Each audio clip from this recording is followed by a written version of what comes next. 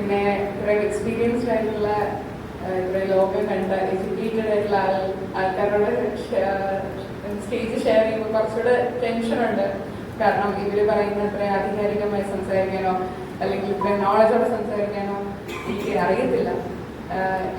ഇപ്പം സാറിനെ പറ്റി സാറിന്റെ ഫ്രണ്ടിലിരിക്കുമ്പോൾ ഒത്തിരി കഥകൾ പറയാൻ ഞാനിപ്പോഴും ഭയങ്കര ആശ്ചര്യത്തോടെയാണ് കേട്ടിരിക്കുന്നത്. കാരണം എൻ്റെ ഗ്രാൻഡ് ഫാദറിന്റെ ടൈംസിലുള്ള കാര്യങ്ങളായിരിക്കും പറയുന്നത്. അല്ലെങ്കിൽ ഞാൻ ന്യൂസ് പേപ്പേഴ്സിലൂടെ അല്ലെങ്കിൽ വിക്കിപീഡിയയിലൂടെ പോലും ഇതിന്റെ ഒരു ഈ ഇൻഫർമേഷനൊക്കെ ഒരു സർഫസ് സ്ക്രാച്ച് ചെയ്തു പോകുന്ന കാര്യങ്ങൾ ഒത്തിരി ഡീറ്റെയിൽ ആയിട്ട് കേൾക്കുമ്പോൾ അത് it's A very excellent story teller. ആൾക്കാരെ ഇരുത്തി അത് കേൾക്കാൻ എന്താ പറയുക അത്രയും നല്ല സ്റ്റോറി ടെല്ലറുടെയാണ് അറിയുന്നത്. പിന്നെ രവി സാറിനെ രണ്ടുപേരും എപ്പോഴും എൻ്റെ ഇപ്പോഴത്തെ ഡേ ടു ഡേ ലൈഫിലെ വളരെ ഇമ്പോർട്ടൻറ്റ് ഭാഗമാണ്. എൻ്റെ മുനിസിപ്പാലിറ്റിയുടെ കാര്യങ്ങൾക്കാണെങ്കിലും പേഴ്സണൽ ജീവിതത്തിലാണെങ്കിലും വളരെ വലിയ പങ്ക് വഹിക്കുന്ന രണ്ടുപേരാണ്. ഞാൻ സാറിനെ അത് കാണുമ്പോൾ എന്നോട് പറഞ്ഞത് എൻ്റെ അമ്മയുടെ പേര് നീ കളയരുത് എന്നൊറ്റ കാര്യം എന്നോട് പറഞ്ഞത്. വേറെ ഒത്തിരി അഡ്വൈസസ് ഒന്നും തന്നില്ല. പക്ഷെ thank you so much sir for your kind words. History പറയാൻ കഴിഞ്ഞതുകൊണ്ട് ഞാൻ കുറച്ച് ഫ്യൂച്ചറിനെ പറ്റി പറയാം. ഫ്യൂച്ചർ ഓഫ് പാല നമുക്കറിയാം. പാലയെ പറ്റി അല്ലെങ്കിൽ നമ്മളിപ്പോൾ പാല എന്ന് പറയുമ്പോൾ പാല മുനിസിപ്പാലിറ്റിയാണ് നമ്മൾ യൂഷ്വലി പറയാറ്. നമ്മൾക്ക് വളരെ കുറച്ച് പോപ്പുലേഷനേ ഉള്ളൂ. വെറും 15,000 ഉണ്ടെങ്കിൽ 15,000 ആൾക്കാർ മാത്രമേ ഉള്ളൂ. അത് നമുക്കറിയാം. യങ്ങർ പോപ്പുലേഷൻ നമുക്ക് വളരെ കുറവാണ്. നമ്മുടെ പിള്ളേരെല്ലാവരും എബ്രോഡ് മൈഗ്രേറ്റ് ചെയ്യുന്ന ഒരു സാഹചര്യത്തിൽ നമുക്ക് വളരെ കുറച്ച് ആൾക്കാരേ ഉള്ളൂ. അപ്പോൾ മുനിസിപ്പാലിറ്റിയെ പറ്റി പറയുകയാണെങ്കിൽ നമുക്ക് ഗവൺമെന്റ് ഫണ്ട്സ് കിട്ടുന്നത് പോപ്പുലേഷന്റെ ബേസിസിലാണ്. അപ്പോൾ നമുക്ക് ഈരാറ്റുപേട്ടയ്ക്ക് കിട്ടുന്ന ഫണ്ട്സ് ഒരിക്കലും പാലായി കിട്ടത്തില്ല. ഇപ്പോഴത്തെ സാഹചര്യം ഞാൻ പലയിടത്തായിട്ട് പറഞ്ഞിട്ടുണ്ടെങ്കിലും ഞാൻ ഒന്നുകൂടെ പറയാം. നമുക്ക് പാലാ മുനിസിപ്പാലിറ്റി 4.5 കോടി രൂപയാണ് വാട്ടർ അതോറിറ്റിക്ക് കൊടുക്കാനുള്ളത്. ഇവർക്ക് എല്ലാവർക്കും അതിന്റെ സത്യാവസ്ഥ അറിയാം. നമുക്കൊരു 10 കോടിയോളം മേലെ നമുക്ക് കേരള സംസ്ഥാന സർക്കാരിന് വേണ്ടി കിട്ടാനുണ്ട്. ഞാൻ ഉൾപ്പെടെയുള്ള വണ്ടി ഞാൻ ട്രാവൽ ചെയ്യുന്ന ഉൾപ്പെടെയുള്ള വണ്ടി ജപ്തിയാകാനായിരിക്കുകയാണ്. ഞാൻ എൻ്റെ ചെയർപേഴ്സന്റെ ഓഫീസിൽ ഞങ്ങളിരിക്കുന്ന കസേരയുടെ പൈസ കൊടുത്തിട്ടില്ല. ഇതൊക്കെ ഞാൻ ജസ്റ്റ് ഒരു നമ്മള് പല തേനും പാലിലും ഒഴുകുന്നു എന്ന് പറയുമ്പോൾ പോലും പല മുനിസിപ്പാലിറ്റിയുടെ പോലും സത്യാവസ്ഥ എന്താണെന്ന് നമ്മൾ തിരിച്ചറിയാം. അപ്പം ഒരു മുനിസിപ്പാലിറ്റിയെ സംബന്ധിച്ചിടത്തോളം നമ്മളാണ് ലോക്കലായിട്ടുള്ള എല്ലാ ഇഷ്യൂസും നമ്മൾ ചെയ്യേണ്ടത് തീർച്ചയായിട്ടും മുനിസിപ്പാലിറ്റി തന്നെയാണ്. അപ്പൊ നമുക്ക് 2 മാസം നഷ്ടമായി. കാരണം പല പല ഇലക്ഷൻസ് കാരണം.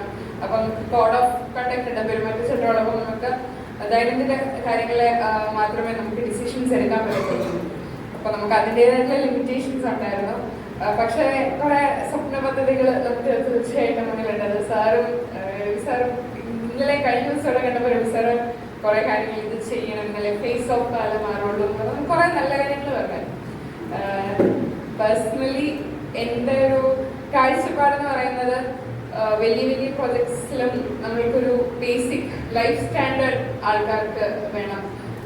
നമുക്ക് ഏറ്റവും വേണ്ടതെന്ന് പറയുന്നത് ഹൈറാർക്കി, മാസ്ലോസ് ഹൈറാർക്കി നല്ല ബേസിക് സ്റ്റഡി. നമ്മുടെ ഫുഡ്, വെള്ളം, ഷെൽട്ടർ, ഇതൊക്കെയാണ് നമുക്ക് ഏറ്റവും ക്വാളിറ്റി ഓഫ് ലൈഫ്. ഇതാണ് നമുക്ക് ഏറ്റവും അടിസ്ഥാനപരമായിട്ട് വേണ്ടത്.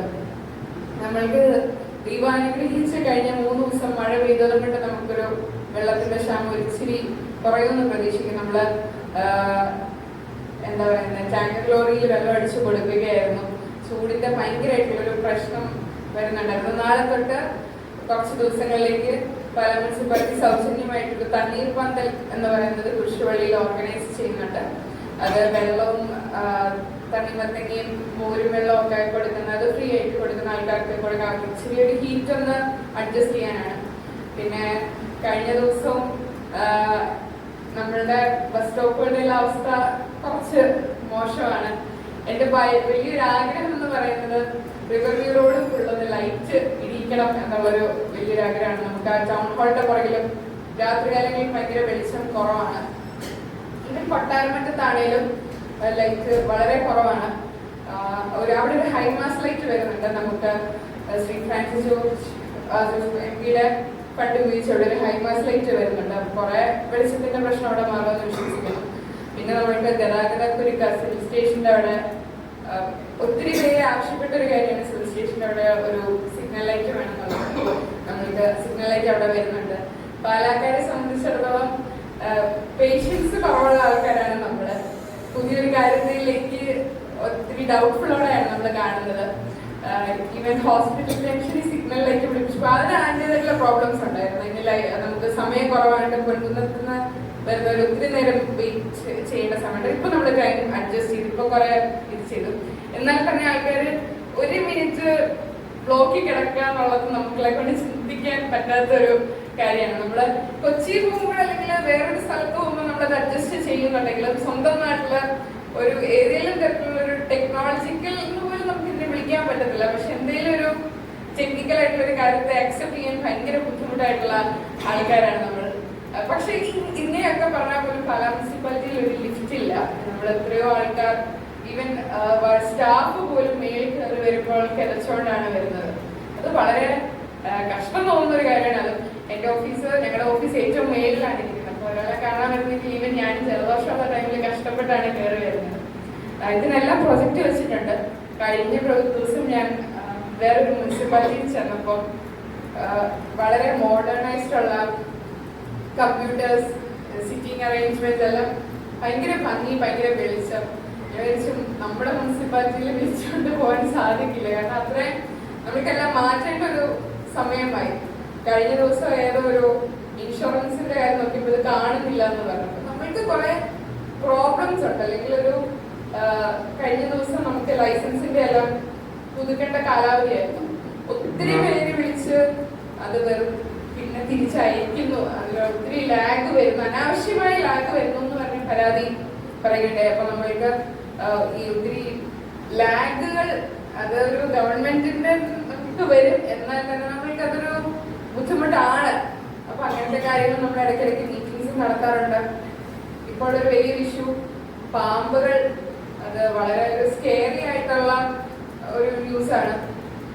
നമുക്കിപ്പോ മഴക്കാലപൂർവ്വ ശുചീകരണമായിട്ട് നമ്മള് പാലത്തിന്റെ താഴെയുള്ളോളം കുറെ ക്ലീൻ ചെയ്തു, കുറെ പുല്ല് വിട്ടുന്നുണ്ട്.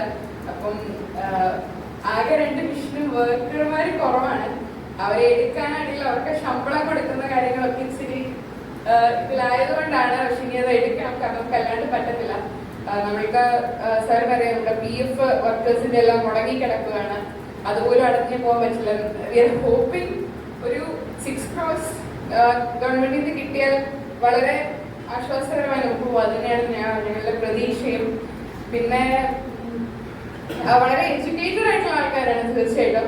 പക്ഷെ എഡ്യൂക്കേറ്റഡ് ആയിട്ടുള്ള ആൾക്കാർ നമുക്ക് സിവിൽ സർവീസിന്റെ കോച്ചിങ് സെന്റർ വരെ ഉണ്ട്. പക്ഷെ നമ്മുടെ പഠിക്കുന്ന പിള്ളേരാണ് ഇവിടെ നിൽക്കുന്നില്ല എന്നുള്ളതൊരു വലിയ കഷ്ടമാണ്. നമുക്ക് ഇത്രയും വർഷങ്ങളായിട്ട് പോലും ഒരു 100-200 പേർക്ക് ജോലി കൊടുക്കുന്ന ഒരു സ്ഥാപനം പാലയിലില്ല. അതൊരു വളരെ ഇതൊക്കെ ഇല്ലാഞ്ഞിട്ട് നമുക്കൊരിക്കലും പല ആൾക്കാർ നിൽക്കണമെന്ന് നമുക്ക് പറയാൻ സാധിക്കില്ല. നമുക്കൊരിക്കലും അങ്ങനത്തെ ഒരു പ്രസ്ഥാനം ഇല്ല. അങ്ങനെ ഒരു പ്രസ്ഥാനം വരണം, ആൾക്കാർക്ക് പാലയിലേക്ക് വരാൻ തോന്നണം. പിന്നെ നമുക്കറിയാം ഒരു നൈറ്റ് ലൈഫ് ഇല്ല. അച്ഛൻ കഴിഞ്ഞ ദിവസം പറയുമായിരുന്നു, പണ്ട് ബാർ ഉണ്ടായിരുന്നപ്പം രാത്രിയിൽ ആൾക്കാരുണ്ടായിരുന്നു, അല്ലെങ്കിൽ ആൾക്കാർ കൂടുമായിരുന്നു.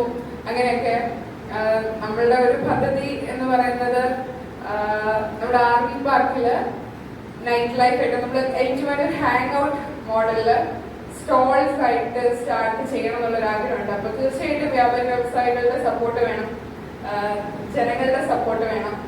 ആൾക്കാർ കുറച്ചൊക്കെ ഇറങ്ങി ഒന്നുകൂടെ ലൈവ് ആക്കണം. ബട്ട് തന്നെ ഒത്തിരി കാര്യങ്ങളായിട്ട് ബാക്കിൽ ചെയ്യാനുണ്ട്. ആശുപത്രിയാണെങ്കിൽ അടിസ്ഥാന സൗകര്യങ്ങൾ വരേണ്ടതായിട്ടിരിക്കുന്നു. പബ്ലിക് ടോയ്ലറ്റ്സ് എപ്പോഴും ആൾക്കാർ പറയുന്ന ഒരു കാര്യമാണ്. പക്ഷെ ഞാൻ നേരത്തെ പറഞ്ഞ വാട്ടർ അതോറിറ്റിയുടെ ഇഷ്യൂ കിടപ്പുണ്ട്. ഇത് ലേലത്തിൽ ചെയ്തു പോകുമ്പോൾ നന്നായിട്ടുള്ള ആരെയും ചെയ്തു പോകണം എന്നുള്ളൊരു കാര്യമുണ്ട്. പിന്നെ നമുക്കൊരു പാർക്ക് ഇല്ല, കുട്ടികൾക്കായിട്ടുള്ളൊരു പാർക്ക് നമ്മള് വേണമെന്ന് ആഗ്രഹം ഉണ്ടെങ്കിലും നമുക്കിപ്പം കുമാരനാശാന്റെ പാർക്ക് ഇപ്പോൾ അണ്ടർ മെയിൻ്റനൻസിലാണ്. ഒത്തിരി സന്തോഷത്തോടെയാണ് ന്യൂസ് ഷെയർ ചെയ്യുന്നത്. അവിടെ വളരെ മോശമായിട്ടുള്ള ഒരു അവസ്ഥയിൽ കിടക്കുമായിരുന്നു. ഇപ്പൊ കുറെ പുല്ലൊക്കെ വെട്ടി കുറെ ബെറ്ററായി. ഒരു 3 മാസങ്ങൾക്കുള്ളിൽ അതിന്റെ പണി തീർത്തത് ഇതിലൊരു പ്രൈവറ്റ് പാർട്ടിക്ക് ഏൽപ്പിക്കാനാണ് ഇപ്പോൾ പ്ലാൻ ചെയ്തിരിക്കുന്നത്. നല്ല രീതിയിൽ കിടക്കണം. കാരണം സ്കൂളുകളിൽ പോകുമ്പോൾ ടീച്ചർമാര് ചോദിക്കും നിങ്ങൾക്ക് എന്താ വേണ്ടത്, പിള്ളേരോട് എന്നോട് ചോദിക്കാൻ പറയുമ്പോൾ അവർ ആക്ച്വലി അവരുടേതായിട്ടുള്ള കാര്യങ്ങൾ എന്ന് പറയുന്നത് പാർക്ക് അതൊക്കെയാണ്. അപ്പം ഞാൻ പറഞ്ഞായിരുന്നു പാർക്ക് നമുക്ക് വരും. പിന്നെ നമുക്ക് വേണ്ടത് എന്തൊക്കെയാണ്, നമുക്ക് ഒത്തിരി കാര്യങ്ങൾ വേണം. നമുക്ക് സ്ട്രീറ്റ് ലൈറ്റ് ആണെങ്കിൽ പോലും ഒരിടി വെട്ടിയാൽ പോകുന്ന കുറെ സ്ട്രീറ്റ് ലൈറ്റുകളുണ്ട്. നമ്മൾക്ക് ഒരു ഇൻകം ജനറേഷൻ്റെ ഇതൊരു വളരെ പ്രോബ്ലമാണ്. നമുക്ക് റവന്യൂ ജനറേറ്റ് ചെയ്യാനും മാത്രം മുനിസിപ്പാലിറ്റിക്ക് അങ്ങനെ പറയത്തക്ക ഒന്നുമില്ല. ഈവൻ ടൗൺ ഹാളിലാണെങ്കിലും AC പോയിട്ട് ഇപ്പൊ അത് ഫിക്സ് ചെയ്യാൻ പറഞ്ഞിട്ടുണ്ട്. കഴിഞ്ഞ ദിവസം ഒക്കെ ചില ശ്വാസം കിട്ടും. അത്രയും എന്താ പറയുന്നത്, വളരെ ഒരു കഷ്ടപ്പാടിലാണ് ഇപ്പൊ പാലം മൊത്തത്തിൽ എടുത്തു നോക്കുകയാണെങ്കിൽ. നമ്മൾ എന്നാലും ചെറിയ ചെറിയ മാറ്റങ്ങൾ കൊണ്ടുവരുന്നു എന്ന് വിശ്വസിക്കുന്നു. നമ്മുടെ കൊട്ടാരക്കൽ ബസ് സ്റ്റാൻഡിൽ പോകുന്നവരുണ്ടോ എന്ന് എനിക്ക് അറിയില്ല. ഒരു 6-7 വർഷങ്ങളായിട്ട് പോയി കിടക്കുന്ന ലൈറ്റും ഫാനും അവിടെ ഉണ്ടായിരുന്നു. ഞങ്ങള് പുതിയ ഭരണസമിതി കയറി കഴിഞ്ഞിട്ട് അത് ശരിയാക്കാൻ പറ്റി. പക്ഷെ ഇങ്ങനത്തെ ചെറിയ ചെറിയ കാര്യങ്ങള് ശ്രദ്ധ ചെല്ലാത്തത് കൊണ്ടാണോ അതോ ഇതൊക്കെ നമ്മളെ എന്റെ ഒരു അഭിപ്രായത്തിൽ ചെറിയ ചെറിയ കാര്യങ്ങളാണ് വരേണ്ടത്. പിന്നെ ഒരു പ്രശ്നം പല മുനിസിപ്പാലിറ്റിയെ പറ്റി പറയുകയാണെങ്കിൽ മുനിസിപ്പാലിറ്റിയുടെ കാര്യം, ഞാൻ ഉൾപ്പെടെയുള്ള ഭരണസമിതി അല്ലെങ്കിൽ ഇതിന് മുമ്പ് വന്ന ഭരണസമിതി എല്ലാം ഷെയറിംഗ് ആണ് പോകുന്നത്. 2 വർഷം കൂടുമ്പോൾ ചെയർമാൻമാർ മാറും, 2 വർഷം കൂടുമ്പോൾ വൈസ് ചെയർമാരും മാറും. അപ്പൊ ഒരു പ്രോബ്ലം, ഒരു കണ്ടിന്യൂറ്റി വരുന്നില്ല. ഒരാള് കയറി പഠിച്ച് ഒരു പ്രൊജക്ട് കയറി വരുമ്പോഴായിരിക്കും അയാൾ ഇറങ്ങി അടുത്ത ആൾ കയറുന്നത്. അത് ശരിക്കും ചിലപ്പോ വരുന്ന അടുത്ത ഭരണസമിതിയോടുള്ള ദേഷ്യമോ നേരത്തെ ഇരുന്ന ദേഷ്യമോ അതൊക്കെ പാതി വഴി പോകുന്ന കുറെ കാര്യങ്ങൾ നമ്മൾ കാണാറുണ്ട്. ഈവൻ നമ്മുടെ ലണ്ടൻ ബ്രിഡ്ജ് 5.5 കോടി രൂപ ഉപയോഗിച്ച് നടത്തിയതാണ്. അത് മുനിസിപ്പാലിറ്റിയുടെ ഉടമസ്ഥയിലല്ല ഉള്ളത്, അത് കേരള സംസ്ഥാന സർക്കാരിന്റെയും ടൂറിസം ഡിപ്പാർട്ട്മെന്റിന്റെയും കയ്യിലാണുള്ളത്.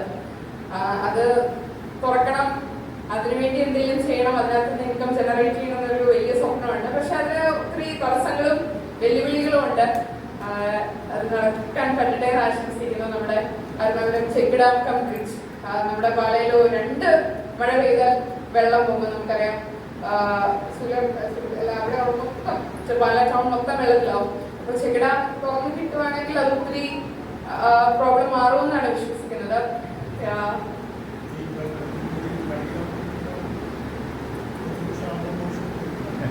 അതൊരു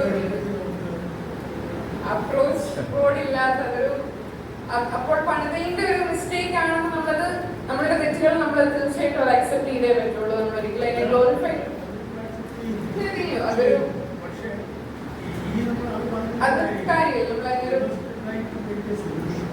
സൊല്യൂഷൻ അപ്രോച്ച് റോഡ് കണ്ടെത്തുന്നത് അതൊക്കെ നമ്മുടെ മനസ്സിലുള്ള ഒരു ആഗ്രഹമാണ്.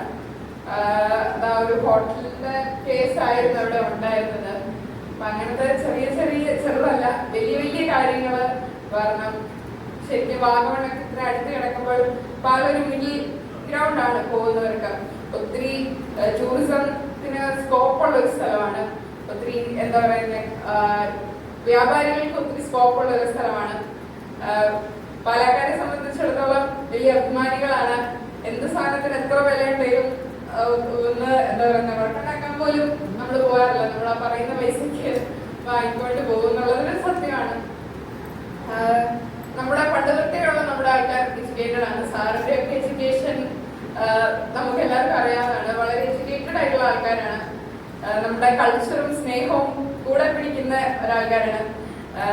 ഞാൻ ആക്ച്വലി ഡോക്ടർ വിഷ്ണു പോലെ ആയിരുന്നില്ല. ഞാൻ വളരെ കുഞ്ഞിലെ തൊട്ടേ പാലക്കാരി എന്ന് പറയുമ്പോൾ എനിക്ക് അഭിമാനമുള്ള ഒരാളായിരുന്നു.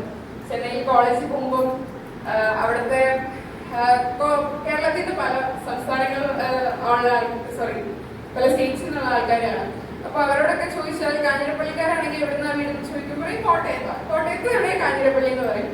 അല്ലെങ്കിൽ എറണാകുളംകാരോട് എവിടെയാണെന്ന് ചോദിക്കുക, അവർ എറണാകുളം അല്ലെങ്കിൽ ഇടുക്കി അങ്ങനെയൊക്കെ പറയുള്ളൂ. എന്നോട് ചോദിച്ചാൽ ഞാൻ പാലയിലാണ് വീടുന്നേ പറയുള്ളൂ.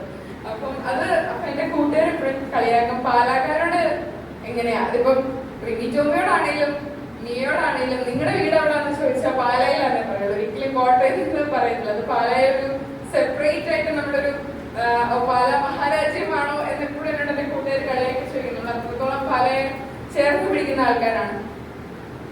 പക്ഷെ ഈ ഒരു മാറ്റം അനിവാര്യമാണ്.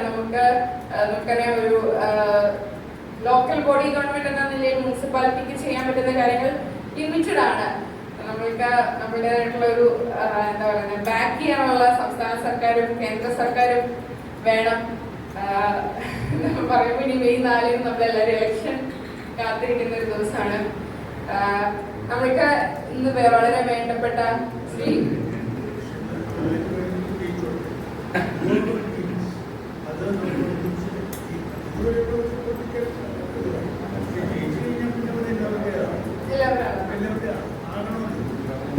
നമുക്കറിയാം ഒരു ഈവൻ നമ്മള് വളരെ പൊളിറ്റിക്കലി ഞാൻ പറഞ്ഞോ നമ്മള് സെൻട്രൽ ഗവൺമെന്റ് വേറൊരു പാർട്ടി ഭരിക്കുന്നുണ്ട്. മിക്കപ്പോഴും നമ്മുടെ സംസ്ഥാനം ഒറ്റപ്പെട്ടു പോകുന്ന ഒരു അവസ്ഥ നമ്മൾ കാണാറുണ്ട്. ഒരു ഈവൻ എയിംസ് പോലും നമുക്കറിയാം കേരളം ഇത്രയും ഹൈ ലിറ്ററസി നിൽക്കുമ്പോൾ പോലും ഒരു എയിംസ് പോലും കേരളത്തിൽ ഇല്ല. എല്ലാവർക്കും അങ്ങനത്തെ പല പല സാഹചര്യങ്ങൾ നമ്മൾ കാണാറുണ്ട്.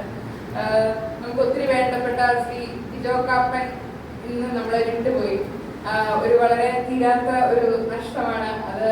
അദ്ദേഹം ഒരിക്കലും പൊളിറ്റിക്സ് അദ്ദേഹത്തിനുണ്ടായിരുന്നു, പക്ഷെ അതിൽ കൂടുതൽ ജനങ്ങളുടെ റൈറ്റ്സിന് വേണ്ടി പൗരാവകാശത്തിന് നമുക്കുള്ള പല റൈറ്റ്സും നമുക്ക് അറിയാതെ പോകുന്നു, അല്ലെങ്കിൽ നമ്മൾക്ക് അത് എത്രത്തോളം പ്രാവർത്തികമാണെന്ന് നമുക്കറിയില്ല. പക്ഷെ ആ റൈറ്റ്സിന് വേണ്ടി ആൾക്കാർക്ക് വേണ്ടി ഹ്യൂമൻ റൈറ്റ്സ് ആക്ടിവിസ്റ്റ് എന്നാണ് ഞാൻ അദ്ദേഹത്തിന് കൺസ്യൂമേഴ്സ് വേണ്ടി അദ്ദേഹം ഒത്തിരി പ്രവർത്തിച്ചിരുന്നു. അദ്ദേഹത്തിനെ ഞാൻ ഈ നിമിഷം ഓർക്കുന്നു. നിങ്ങളെല്ലാവരുടെയും പ്രാർത്ഥന വേണം. തീർച്ചയായിട്ടും നമ്മൾക്ക് ഒത്തിരി കാര്യങ്ങൾ ചെയ്യാൻ കഴിയും.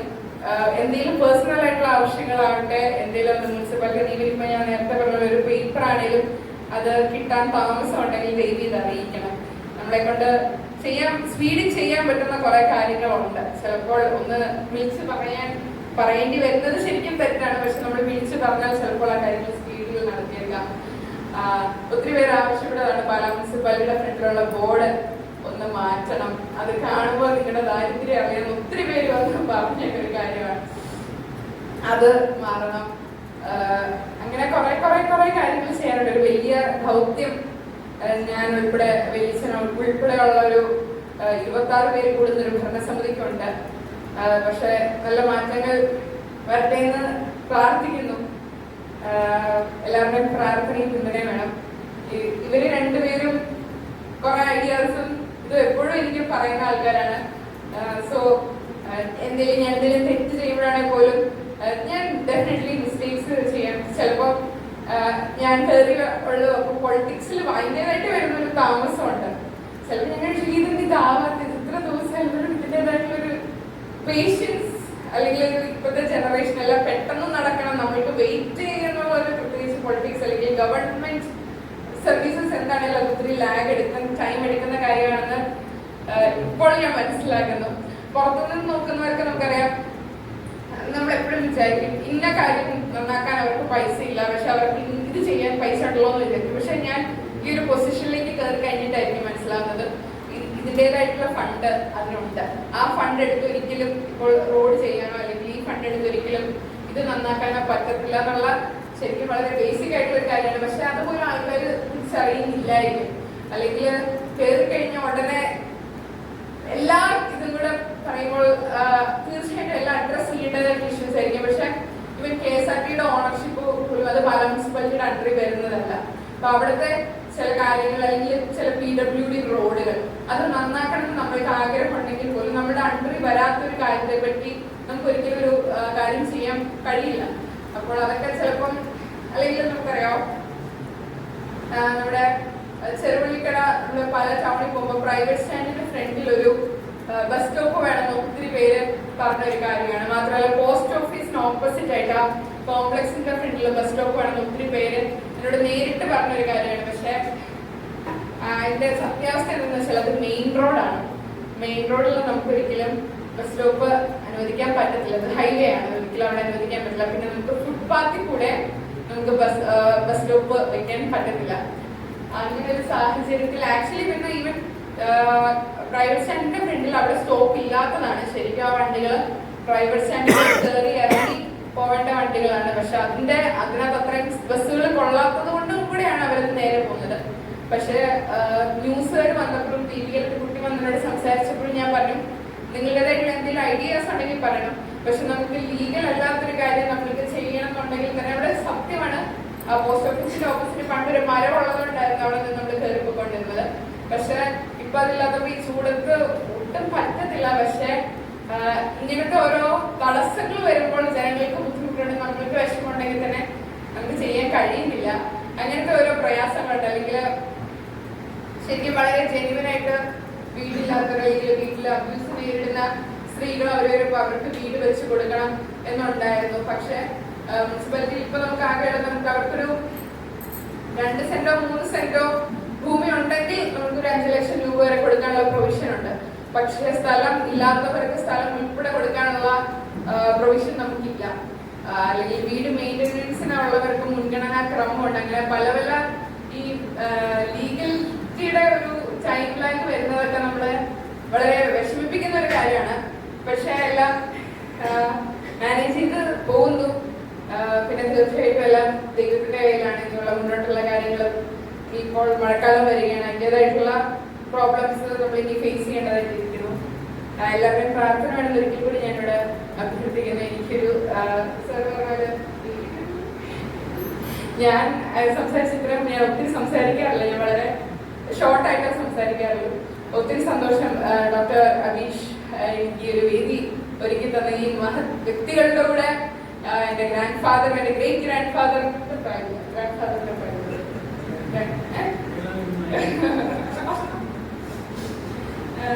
ഞാൻ കാണുന്ന ഇവരെ സാറുമാരുടെ കൂടെ ഒരു വേദി പങ്കിടാൻ സാധിച്ചത്. Thank you so much.